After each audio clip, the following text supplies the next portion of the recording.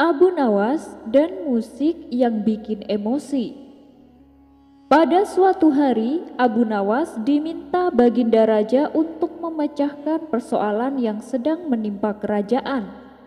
Berkat kecerdikan dan kecerdasan yang dimiliki, tak butuh waktu lama Abu Nawas berhasil menyelesaikannya. Namun begitu masalah sudah terselesaikan, ia kembali diberi tugas yang lain dan begitulah seterusnya. Hingga dalam waktu sebulan, Abu Nawas disibukkan oleh pekerjaan istana dan semua tugas yang ditangani berhasil diselesaikannya dengan baik. Raja pun merasa puas dengan kinerja Abu Nawas. Baginda Raja lalu berkata, "Wahai Abu Nawas, aku tahu kau letih dan capek atas tugas-tugas yang aku berikan, dan sepertinya kau butuh istirahat. Abu Nawas, mulai besok kau boleh libur dan ini uang 1.000 dinar sebagai upah untukmu." Mendengar hal itu, Abu Nawas senang bukan main. "Terima kasih Paduka yang mulia," balas Abu Nawas. Ia pun segera pulang ke rumah dan menghabiskan waktunya hanya untuk beristirahat. Namun ketika ia mulai rebahan, terdengar suara berisik dari rumah Abu Jahil.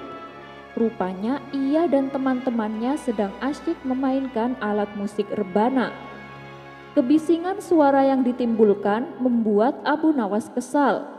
Istirahatnya menjadi terganggu. Abu Nawas pun mencoba untuk bersabar.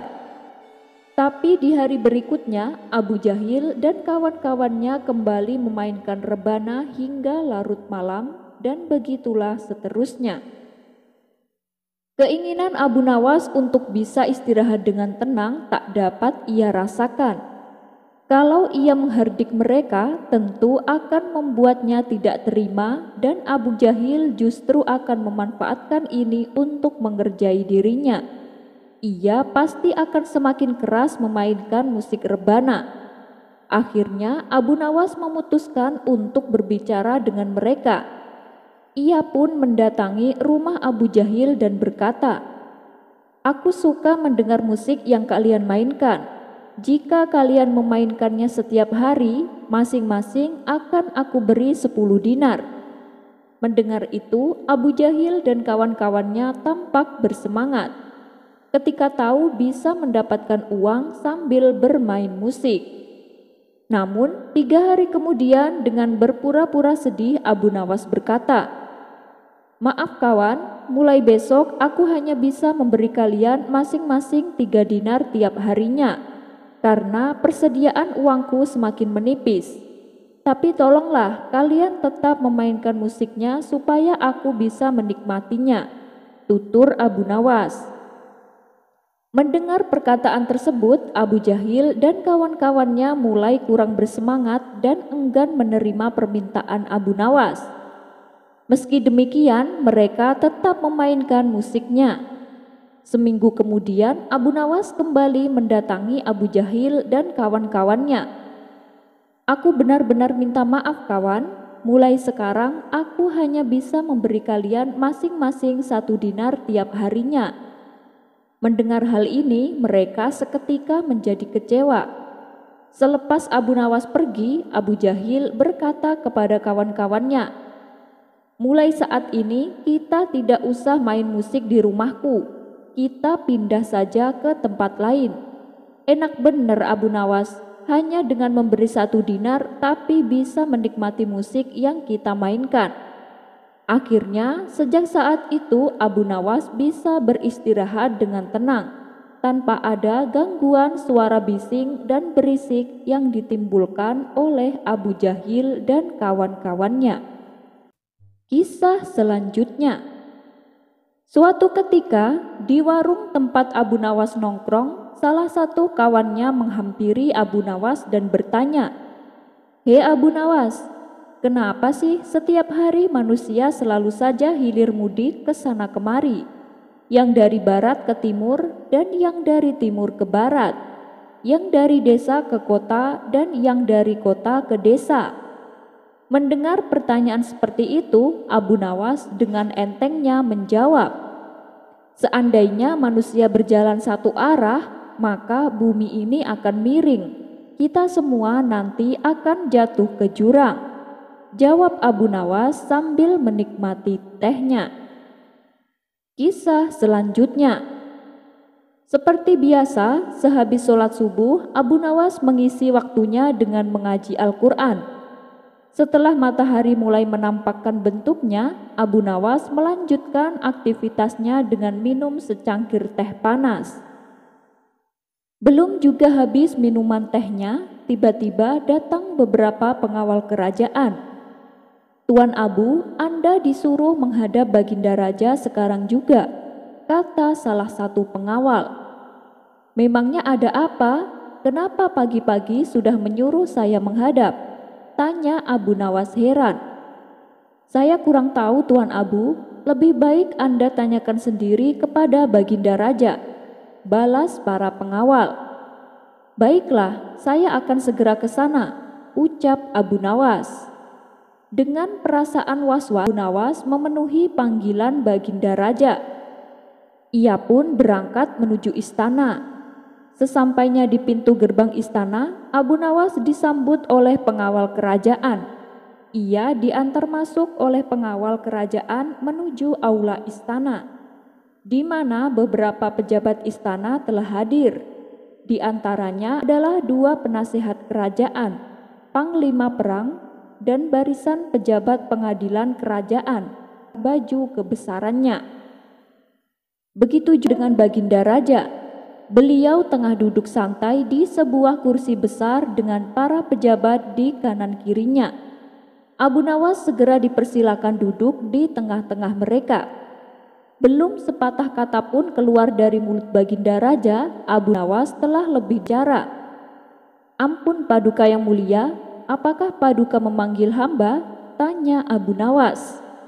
"Iya, benar Abu Nawas, aku sendiri yang mengundangmu datang ke sini. Aku sengaja mengundangmu untuk meminta masukan terkait masalah keadilan dan penegakan hukum di kerajaan ini," tutur Baginda Raja. "Kau lihat sendiri kan, aku sengaja mengumpulkan para hakim beserta para jajarannya dan juga para pejabat istana. Dari sedikit kebijaksanaan dan kearifanmu kepada kami, saya yakin kamu tahu kalau selama ini penegakan kebenaran dan keadilan di wilayah kerajaan ini belum berjalan maksimal.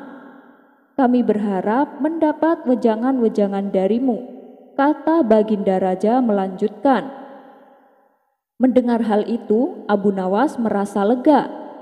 Ternyata Baginda Raja memang benar-benar membutuhkan bantuanku, batin Abu Nawas.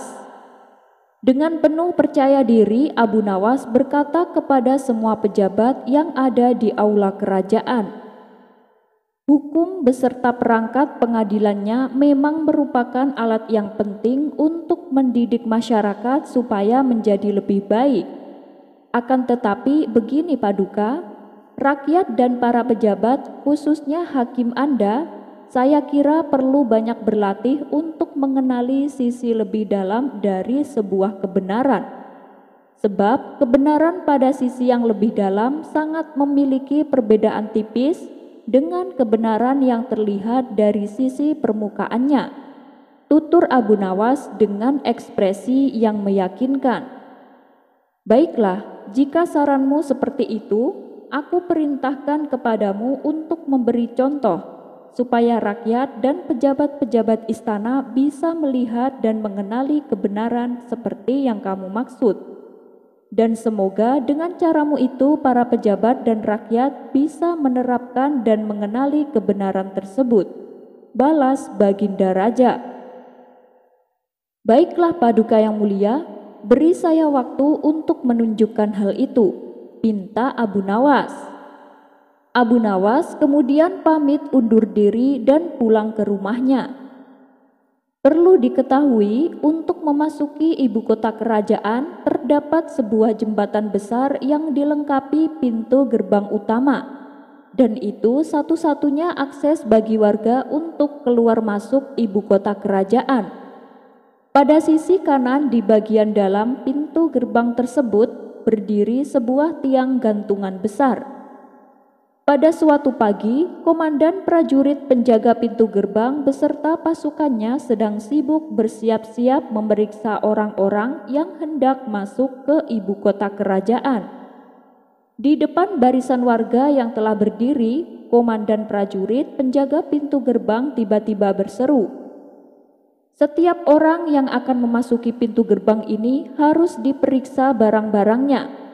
Kalian semua akan ditanyai keperluan dan tujuannya datang ke ibu kota. Jika kalian berbohong ataupun menyembunyikan sesuatu, kalian akan dihukum gantung.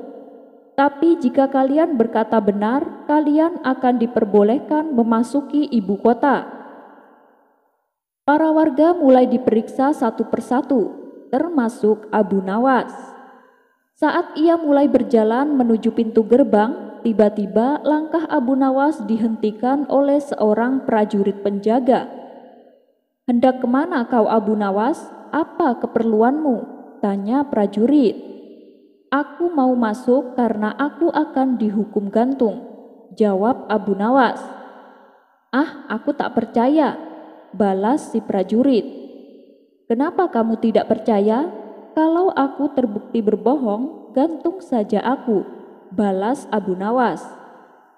Sepintas ucapan Abu Nawas membuat prajurit penjaga berpikir, "Kalau aku menggantungmu karena berbohong, bukankah justru aku menjadikan pernyataan awalmu tadi sebagai sebuah kebenaran?" ujar si pengawal. "Sungguh tepat jawabanmu. Sekarang kamu telah berhasil mengenali apa itu kebenaran. Itulah kebenaran dari sisi terdalamnya. Sekarang kabarkan kepada rajamu bahwa itulah makna kebenaran sesungguhnya," tutur Abu Nawas.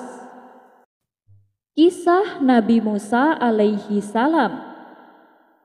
Dikisahkan pada zaman Fir'aun berkuasa, setiap bayi laki-laki yang lahir harus dibunuh. Itu dikarenakan Fir'aun mengalami sebuah mimpi yang menakutkan. Ketika ia mengadukan mimpinya kepada peramal istana, mereka mengatakan bahwa akan lahir seorang bayi laki-laki yang kelak akan menggulingkan kekuasaannya. Di saat itulah lahir bayi laki-laki dari seorang wanita bangsa Bani Israel. Dia adalah Nabi Musa. Namun ternyata bukan hanya Nabi Musa. Di tempat berbeda ada bayi laki-laki lain yang juga lahir. Pada saat itu namanya juga sama, yaitu Musa atau lebih tepatnya Musa Samiri. Musa Samiri adalah Bani Israel dari suku Samara. Itulah sebabnya dinamakan Musa Samiri. Kalau bayi Nabi Musa dibuang ke sungai dan ditemukan oleh istri Fir'aun kemudian diasuhnya. Sedangkan Musa Samiri ketika ia baru lahir, sang ibu meninggalkannya di dalam gua. Karena tidak ada yang mengetahui keberadaan Samiri, maka Allah mengutus malaikat Jibril untuk mengasuh dan merawatnya. Pada usia remaja, keluarlah Samiri dari persembunyiannya. Sejak saat itu, Samiri alias Musa bin Ja'far mempunyai cita-cita aneh. Ia bercita-cita ingin menjadi Tuhan agar manusia menyembahnya. Peristiwa itu terjadi ketika Nabi Musa sedang berjalan-jalan di waktu malam hari.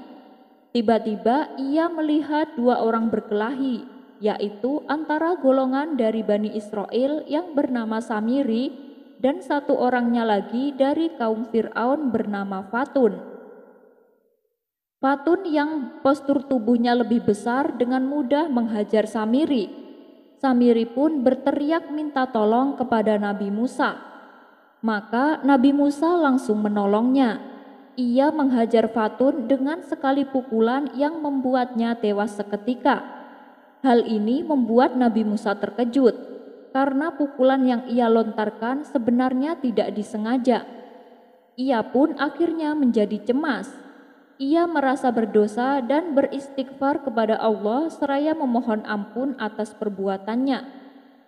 Peristiwa matinya Fatun menjadi perbincangan di seluruh negeri Mesir. Anggota pasukan keamanan Raja Fir'aun mencoba mencari jejak orang yang membunuh Fatun, yang sebenarnya hanya diketahui oleh Samiri dan Nabi Musa. Waktu pun akhirnya berlalu. Pihak kerajaan masih belum mengetahui siapa pelaku pembunuhan itu. Sampai akhirnya Nabi Musa kembali bertemu dengan Samiri untuk kali keduanya. Lagi-lagi Samiri sengaja berkelahi dengan salah seorang dari kaum Fir'aun. Samiri pun berteriak meminta pertolongan Nabi Musa. Nabi Musa lantas menghampiri keduanya yang sedang berkelahi. Nabi Musa yang kesal dengan ulah Samiri langsung menghardiknya. Sesungguhnya engkau adalah orang yang telah sesat. Samiri yang mengira akan kembali ditolong ternyata malah dibentaknya. Tak terima dengan hal itu, Samiri pun berkata, "Apakah engkau hendak membunuhku sebagaimana kemarin engkau telah membunuh seorang manusia? Rupanya engkau hendak menjadi seorang yang sewenang-wenang di negeri ini dan bukan orang yang mengadakan kedamaian." Seketika Nabi Musa menjadi emosi dan hendak mencengkeram tubuh Samiri. Tapi Samiri kembali berteriak, "Hai Musa, apakah kamu bermaksud hendak membunuhku sebagaimana kamu kemarin telah membunuh seorang manusia? Kamu hendak menjadi orang yang telah berbuat sewenang-wenang di negeri ini dan bukan orang yang mengadakan kedamaian." Rupanya teriakan Samiri tersebut terdengar oleh prajurit Fir'aun yang tengah melintas di tempat itu. Maka mereka segera melaporkannya kepada Raja Fir'aun. Setelah para pembesar istana berunding, mereka lalu memutuskan untuk menangkap Nabi Musa agar dihukum mati atas perbuatannya. Ketika para prajurit Fir'aun sedang mengatur rencana untuk menangkap Nabi Musa, salah satu sahabat Nabi Musa datang memberitahukan kepadanya dan menasehatinya agar segera meninggalkan Mesir, sebab para penguasa Mesir telah memutuskan untuk membunuhnya apabila Nabi Musa ditangkap. Maka keluarlah Nabi Musa dari Mesir sebelum anggota prajurit Fir'aun menutup pintu-pintu gerbang kota Mesir. Dari perjalanannya inilah Nabi Musa akhirnya bertemu putri Nabi Syuaib yang kelak menjadi istrinya. Singkat cerita, beberapa tahun kemudian Nabi Musa pun kembali ke Mesir untuk menyelamatkan kaum Bani Israel atas perintah Allah. Akhirnya berkat pertolongan Allah, Nabi Musa berhasil membawa kaum Bani Israel meninggalkan negara Mesir.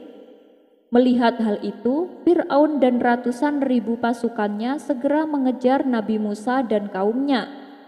Di tengah pelariannya, Nabi Musa sempat kebingungan karena di hadapannya terbentang Laut Merah. Tidak ada lagi jalan keluar. Kemudian datanglah wahyu Allah. Nabi Musa diperintah melemparkan tongkatnya ke Laut Merah yang ada di hadapannya. Seketika itu juga air laut pun terbelah menjadi dua. Setelah Nabi Musa dan kaumnya berhasil melewati Laut Merah, datanglah Raja Fir'aun dan pasukannya. Fir'aun berkali-kali memacu tali kudanya supaya si kuda turun ke laut mengejar rombongan Nabi Musa, di mana pada saat itu air lautnya masih terbelah menjadi dua. Akan tetapi kuda yang ditungganginya enggan bergerak dan tetap berdiri di depan Laut Merah. Di saat itulah malaikat Jibril segera menyamar sebagai kuda betina. Ia pun berlari turun ke laut.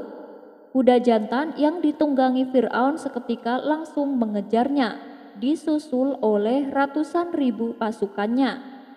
Samiri yang ikut dalam rombongan Nabi Musa melihat peristiwa tersebut. Karena sejak kecil diasuh oleh malaikat Jibril, ia langsung tahu bahwa kuda betina itu adalah Jibril yang menyamar. Ia pun mengambil tanah bekas pijakan malaikat Jibril dan kemudian menyimpannya. Ketika Fir'aun dan pasukannya sudah berada di tengah-tengah laut, maka Allah langsung menenggelamkan mereka, hingga tak ada satupun yang tersisa. Fir'aun dan semua pasukannya tewas tenggelam di Laut Merah. Setelah Nabi Musa dan kaumnya berhasil selamat, mereka melanjutkan perjalanan ke tempat yang telah dijanjikan. Dalam perjalanan, rombongan Nabi Musa mampir di sebuah desa yang penduduknya menyembah patung anak sapi. Bukannya mentaati Nabi Musa untuk mentauhidkan Allah, Bani Israel justru meminta Nabi Musa supaya membuat satu patung untuk mereka sembah. "Wahai Musa, buatkanlah untuk kami satu sesembahan sebagaimana mereka mempunyai beberapa sesembahan," pinta mereka. Tentu saja Nabi Musa geram mendengarnya. Ia pun kembali mengingatkan kaumnya agar hanya menyembah Allah Subhanahu wa Ta'ala. Sejak singgah di desa tersebut, kekaguman Samiri pada patung anak sapi kembali membutakan hatinya. Ia pun bertekad suatu hari akan mengajak Bani Israel untuk menyembah patung anak sapi. Rupanya rencana Samiri seolah mendapat angin segar. Pasalnya, Nabi Musa mendapat wahyu untuk pergi ke Bukit Tur. Beliau akan meninggalkan kaumnya selama 40 hari. Sebelum berangkat, Nabi Musa menitipkan Bani Israel kepada adiknya, yaitu Nabi Harun. "Gantikanlah aku memimpin kaumku. Perbaikilah dan janganlah kamu mengikuti jalan orang-orang yang membuat kerusakan," kata Nabi Musa berpesan. Selepas kepergian Nabi Musa, Samiri mulai menjalankan rencananya. Ia meminta kaum Bani Israel mengumpulkan emas kepadanya. Lalu emas-emas yang sudah terkumpul dilebur dan dijadikan sebuah patung anak sapi. Kemudian patung tersebut ditaburi tanah bekas jejak malaikat Jibril yang telah ia simpan sebelumnya. Maka patung anak sapi itu dengan ajaibnya tiba-tiba langsung hidup dan bersuara layaknya hewan sapi. Samiri pun lalu mengajak kaum Bani Israel untuk menyembah patung anak sapi buatannya. "Wahai kaum Bani Israel, untuk apa Musa jauh-jauh menemui Tuhannya? Padahal Tuhannya ada di sini," teriak Samiri. Dengan kebodohan Bani Israel, mereka pun percaya dan mengikuti ajakan buruk Samiri. Alhasil, mereka menyembah patung anak sapi tersebut. Ketika Nabi Harun memperingatkan mereka, beliau justru mendapat perlawanan, bahkan diancam akan dibunuh. Akhirnya Nabi Harun hanya bisa pasrah dan menunggu kepulangan Nabi Musa. Saat Nabi Musa kembali, betapa marah dan sedih hatinya. Ia meninggalkan kaumnya hanya sebentar saja, tapi Nabi Musa justru mendapati kaumnya telah kembali berbuat syirik. Nabi Harun lalu memberitahu bahwa ini semua ulah Samiri. Mendengar hal itu, Nabi Musa segera mendatangi Samiri. "Hai Samiri, apa yang mendorongmu berbuat demikian?" tanya Nabi Musa. Dengan enteng Samiri menjawab, "Aku mengetahui sesuatu yang mereka tidak mengetahuinya. Maka aku ambil segenggam tanah dari jejak malaikat Jibril, lalu aku melemparkannya. Demikianlah nafsuku membujukku." Nabi Musa pun menjadi geram dan mengusir Samiri pada saat itu juga. Sedangkan patung anak sapi tersebut segera diseret menuju api yang menyala dan dibakar hingga menjadi abu. Kemudian Nabi Musa melemparkan abu itu ke laut. Sementara Samiri yang telah diusir Nabi Musa kembali hidup menyendiri. Tak berselang lama, Samiri menderita penyakit kulit yang tak boleh disentuh oleh siapapun. Jika seseorang menyentuh kulitnya, Samiri merasakan panas membakar kulitnya. Akibatnya, seumur hidupnya ia terus menyendiri. Apabila ia berpapasan dengan seseorang, ia selalu berteriak, "Jangan sentuh aku." Itulah hukuman bagi Samiri karena berani menyekutukan Allah. Samiri yang saat bayi diasuh oleh malaikat Jibril, ketika dewasa malah menjadi musuh Allah. Sedangkan Nabi Musa yang diasuh oleh istri Fir'aun justru menjadi nabi utusan Allah. Wallahu a'lam bishawab. Kisah selanjutnya. Ketika pasca banjir yang dialami Nabi Nuh dan kaumnya, perahu yang ditumpanginya sempat terkatung-katung. Setelah banjir mereda, barulah mereka berhasil mendarat dengan selamat. Allah lalu mewahyukan Nabi Nuh untuk menanam pepohonan yang ada padanya. Atas perintah tersebut, Nabi Nuh menanamnya, dan yang pertama kali dia tanam adalah pohon as, sejenis pohon semak berbunga putih. Ketika Nabi Nuh bermaksud menanam pohon anggur, ternyata pohonnya telah hilang. Ia pun bertanya kepada anaknya yang bernama Sam, "Wahai anakku, di manakah pohon anggurnya?" Sam pun menjawab, "Aku tidak tahu, wahai ayah." Kemudian turunlah malaikat Jibril ke bumi memberitahu kepada Nabi Nuh bahwa iblis yang telah mencuri pohon anggurnya. Segera saja Nabi Nuh mendatangi iblis. "Kembalikan pohon anggur yang telah engkau curi," bentak Nabi Nuh. "Aku tidak mau mengembalikannya kecuali engkau mau berbagiku denganku," pinta iblis. Nabi Nuh pun menyetujuinya, dan ia kemudian berkata, "Aku beri kamu sepertiganya." Akan tetapi iblis menolak penawaran tersebut. Nabi Nuh kali ini menaikkan tawarannya, "Aku beri kamu 2/3-nya." Iblis pun menyetujuinya. Lalu oleh iblis pohon anggur itu ditanam. Kemudian dia menyembelih seekor burung merak dan darahnya disiramkan ke pohon itu. Setelah daun-daunnya tumbuh, dia menyembelih seekor kera dan darahnya disiramkan ke pohon itu. Setelah berbuah, dia kembali menyembelih seekor singa, kemudian darahnya disiramkan ke pohon itu. Dan setelah datang waktunya memanen anggur, dia menyembelih seekor babi dan darahnya disiramkan ke pohon itu. Akhirnya terciptalah sebuah minuman arak. Oleh karena itu, orang yang meminum arak akan terkena sifat-sifat keempat hewan tersebut. Siapapun orangnya, yang pertama kali meminumnya akan berlaku sombong seperti sombongnya burung merak. Ketika berjalan, dia akan menari-nari seperti monyet. Ketika mabuknya telah menjadi-jadi, dia akan berperilaku jelek dan meraung-raung seperti yang dilakukan oleh singa. Dan ketika sudah teler dengan kemabukannya, dia akan mengantuk dan berusaha tidur seperti yang dilakukan oleh babi. Itulah 4 unsur yang sampai kapanpun tidak akan hilang dari orang yang suka meminum arak. Ada salah satu syair yang menggambarkan dahsyatnya minuman arak. Anggur telah dijadikan lebih mulia oleh orang yang memperkenalkan perasaannya kepada Nabi Nuh. Dalam perasaan itu ada sebuah rahasia yang membuat jiwa menjadi tenang. Ucapanku ini bukan omongan yang dibuat-buat belaka. Orang-orang yang telah meminumnya senantiasa akan ketagihan. Itulah kisah awal mula terciptanya sebuah minuman arak. Kisah ini diceritakan oleh As-Sa'labi dan juga diceritakan oleh Syekh Kamaluddin Ad-Damiri dalam kitabnya yang berjudul Hayyal al-Hayawan. Wallahu a'lam bishawab. Titipan goib. Dalam kehidupan ini terkadang memang ada saja hal-hal yang tidak kita duga terjadi.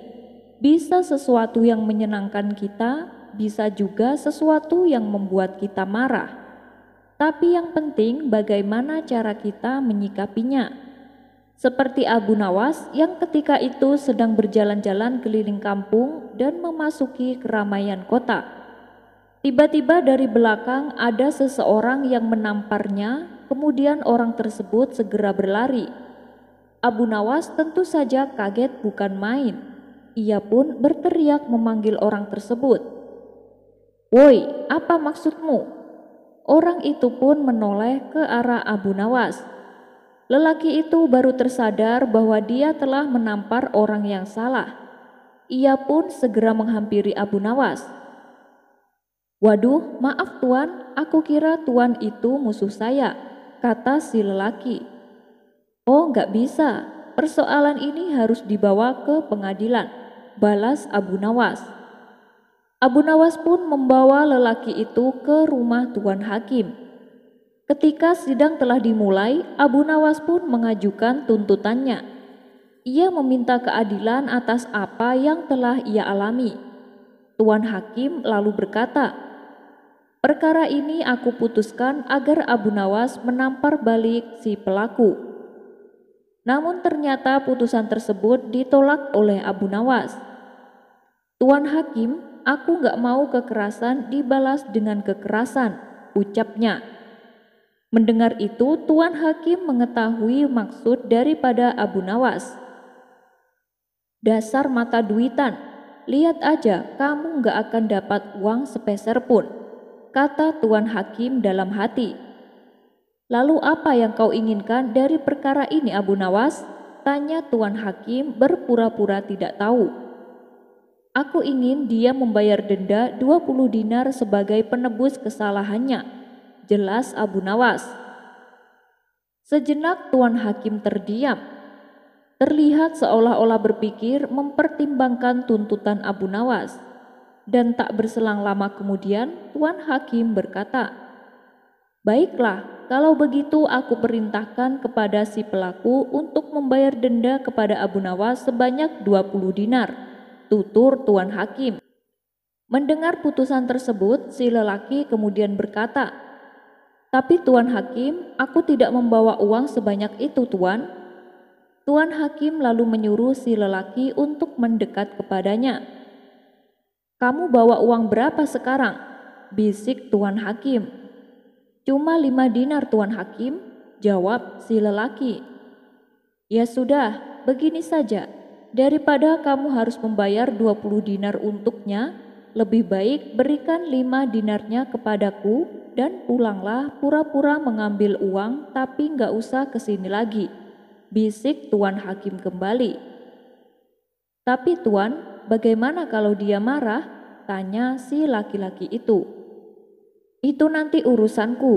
Lagi pula dia juga tidak mengenalmu dan pasti dia juga tidak tahu rumahmu," jelas Tuan Hakim. Akhirnya si lelaki itu pun setuju. "Begini Abu Nawas, berdasarkan diskusi antara aku dan dia, maka aku persilahkan dia untuk pulang mengambil uang tebusan," kata Tuan Hakim. Abu Nawas pun mengizinkannya. "Baiklah, tapi jangan kelamaan," balas Abu Nawas. Kemudian lelaki itu pun pergi meninggalkan ruang sidang. Setelah 1 jam berlalu, si lelaki itu tak kunjung datang, dan Abu Nawas masih bersabar menunggu. 2 jam berlalu, Abu Nawas sudah tidak bisa menunggu lama lagi. "Tuan Hakim, kenapa dia belum datang juga? Apakah rumahnya jauh dari sini?" tanya Abu Nawas. "Ya mana aku tahu, sabarlah, coba tunggulah sampai sore. Kalau masih belum datang, ya tunggulah sampai esok pagi. Kalau masih belum datang juga, ya tunggulah sampai esok paginya lagi," balas Tuan Hakim meledeknya. "Wah, kurang ajar ini. Sepertinya mereka berdua bersekongkol mengerjaiku," pikir Abu Nawas. "Begini saja Tuan Hakim, ini kan aku gak bisa menunggu terlalu lama. Ada pekerjaan yang harus aku lakukan. Aku ingin menitipkan sesuatu untuknya," kata Abu Nawas. "Oh silakan, titipkan saja padaku, pasti akan aku sampaikan kepadanya," balas Tuan Hakim. Tanpa diduga, tiba-tiba Abu Nawas menampar kepala Tuan Hakim dengan keras. "Apa yang kau lakukan?" tanya Tuan Hakim terkejut. "Ya, itu titipanku untuknya Tuan Hakim. Sama bilang kepadanya kalau aku sudah tak membutuhkan uangnya," jelas Abu Nawas. Ia pun lalu pergi meninggalkan ruang sidang. Puasa tapi makan. Gak ada habisnya akal cerdik Abu Nawas untuk lolos dari hukuman yang mengintainya. Masa sesuatu yang dilarang bisa menjadi diperbolehkan untuk Abu Nawas? Seperti pada kisah kali ini, Abu Nawas dengan kecerdikannya bisa menjadikan halal sesuatu yang haram. Berikut kisah lengkapnya. Sudah menjadi suatu kebiasaan, saat menjelang masuknya bulan Ramadan, kota Baghdad menerapkan undang-undang yang hanya diberlakukan saat bulan puasa. Undang-undang tersebut berisi siapa saja yang ketahuan makan atau minum di tempat terbuka saat siang hari akan dikenakan hukuman penjara selama sebulan. Hal itu bertujuan untuk menghormati umat muslim yang tengah melakukan ibadah puasa. Dan suatu hari, Abu Nawas tampak bersiap-siap pergi ke hutan guna mencari kayu bakar untuk dijualnya ke pasar. Meskipun sedang puasa, tak menyurutkan semangatnya untuk tetap bekerja menafkahi keluarganya. Setelah waktu menjelang siang, Abu Nawas pun pulang ke rumah dengan membawa kayu bakar. Kali ini kayu bakar yang diperolehnya cukup banyak, sehingga membuat Abu Nawas merasakan letih. Mungkin karena saking capeknya, Abu Nawas sampai lupa kalau hari itu adalah bulan puasa. Begitu ia tiba di rumah, ia langsung mengambil segelas air dan sepotong roti, lalu dibawanya ke teras rumah. Dengan asyiknya, Abu Nawas melahap roti dan meminum segelas air. Ternyata perbuatan Abu Nawas ini ketahuan oleh Abu Jahil selaku tetangganya. "Gila Abu Nawas, kebetulan akan aku laporkan ke Tuan Hakim biar dihukum," pikir Abu Jahil kegirangan. Maka pergilah Abu Jahil menuju rumah Tuan Hakim dan mengadukan perbuatan Abu Nawas. "Kamu yakin dengan yang kamu lihat?" tanya Tuan Hakim. "Saya yakin sekali Tuan, dan saya berani bersumpah," balas Abu Jahil. Tuan Hakim lalu menyuruh beberapa prajurit istana untuk memanggil Abu Nawas di rumahnya. "Tuan Abu, sekarang juga Anda ikut kami menghadap Tuan Hakim," kata komandan prajurit. "Memangnya ada apa?" tanya Abu Nawas heran. "Ada yang melaporkan kalau Anda itu telah berbuat kesalahan," jawab komandan prajurit. "Kesalahan apa? Saya nggak merasa melakukan kesalahan," tanya Abu Nawas semakin bingung. "Pokoknya Anda harus ikut kami. Nanti Anda tanyakan sendiri di pengadilan," balas komandan prajurit. Abu Nawas pun akhirnya diseret ke pengadilan dan dihadapkan kepada Tuan Hakim. Sesampainya di sana, ternyata sudah ada Abu Jahil dan Tuan Hakim. "Hei Abu Nawas, apa benar tadi siang kamu makan dan minum di depan rumah?" tanya Tuan Hakim. Mendengar pertanyaan tersebut, barulah Abu Nawas tersadar bahwa ia telah melakukan kesalahan. "Oh iya, aku benar-benar lupa ini bulan puasa," kata Abu Nawas dalam hati. "Abu Nawas," ditanya kok malah bengong. "Apa benar kamu melakukannya?" tanya Tuan Hakim kembali. "Iya benar Tuan, tapi dari mana Tuan bisa tahu?" kata Abu Nawas balik bertanya. "Abu Jahil yang melaporkanmu. Dia melihatmu makan dan minum di depan rumah. Kamu kan tahu Abu Nawas, selama bulan puasa ada undang-undang yang melarang makan dan minum pada siang hari, apalagi di ruangan terbuka," tutur Tuan Hakim. "Iya, saya tahu Tuan Hakim," balas Abu Nawas. "Kamu seorang muslim kan? Kenapa kamu melanggar hukum agama dan hukum negara? Hukumanmu bisa menjadi 2 kali lipat Abu Nawas," ujar Tuan Hakim. "Sudah, hukum saja Abu Nawas Tuan Hakim. Paling-paling alasannya karena lupa," timpal Abu Jahil. "Apa alasanmu Abu Nawas?" Kalau alasannya karena lupa, saya tetap akan menghukummu. Karena alasan lupa itu bisa saja adalah suatu kebohongan, kata Tuan Hakim. Kurang ajar Abu Jahil, ternyata dia masih saja mencari-cari kesalahanku, gerutu Abu Nawas. Tapi namanya saja Abu Nawas.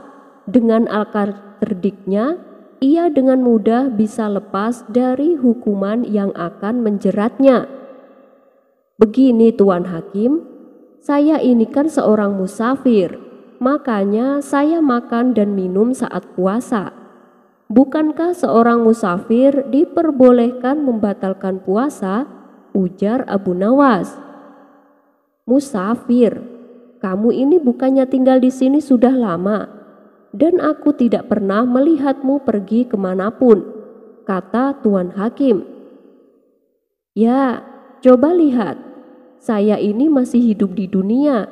Saya ini adalah seorang musafir yang sedang dalam perjalanan menuju akhirat Tuan Hakim, tutur Abu Nawas menjelaskan. Mendengar hal itu, Tuan Hakim hanya terdiam. Begitu juga dengan Abu Jahil. Walhasil, Abu Nawas pun dibebaskan dari ancaman hukuman.